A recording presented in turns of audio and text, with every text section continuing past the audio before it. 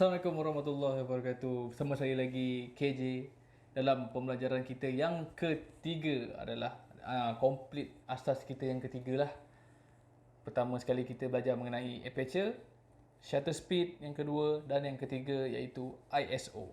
So, sebelum kita mula, jangan lupa tekan butang subscribe, like, komen dan tekan loceng untuk dapat notifikasi kita yang seterusnya. Mari kita mulakan.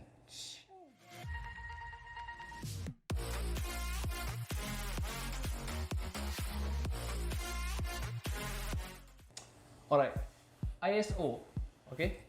ISO ni adalah boleh dikatakan sebagai dia bukan komponen dalam kamera sebenarnya.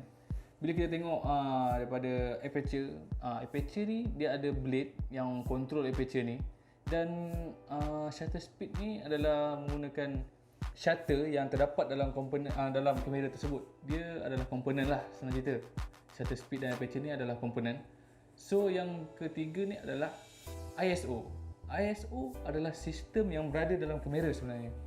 Yang sistem yang mengawal cahaya, ketinggian cahaya, berapa banyak cahaya yang kita perlukan untuk terangkan gambar tu ataupun gelapkan gambar tersebut lah.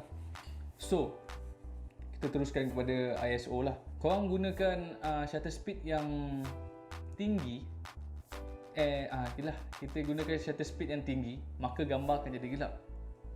Okay, maka gambar akan jadi gelap. So kita akan setting ISO tu sebagai kita akan setting ISO tu untuk menjadikan gambar tu terang adalah dengan menaikkan ISO tu. Kalau shutter speed kita tinggi, maka gambar akan jadi gelap. So ISO sebenarnya saya nak sebut tadi. ISO ni memainkan peranan sebenarnya dalam kita punya sistem kamera lah. Bila shutter speed tu laju, maka gambar akan gelap. Dan ISO ni bila kita setting dia supaya jadi lebih tinggi ISO tu, maka gambar akan jadi terang. So dalam masa yang sama, bila kita gunakan ISO yang tinggi dan shutter speed yang slow, maka kita akan dapat gambar yang terang. Supaya gambar yang gelap tadi tu, sebabkan kita guna shutter speed yang tinggi, gambar akan gelap, betul.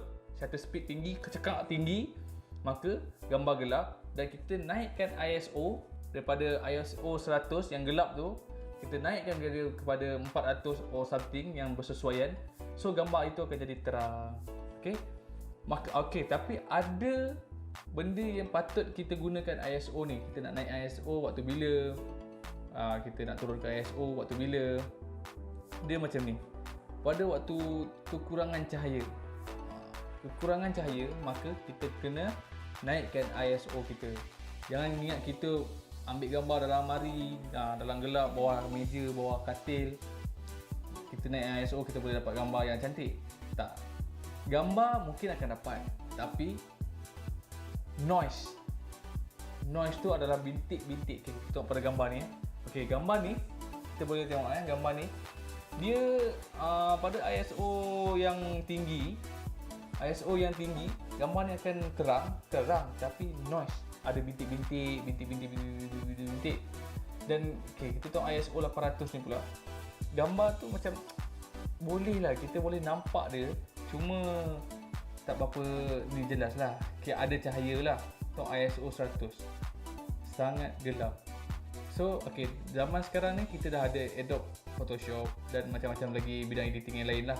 So, kita boleh gunakan benda tu untuk kita softkan kita punya noise tadi. Dapat So, kesimpulannya yang supaya korang lebih faham, ISO ni kita guna bila bukaan aperture kita kecil, kekurangan cahaya, kita perlu menaikkan ISO kita supaya lebih tinggi, supaya lebih terang.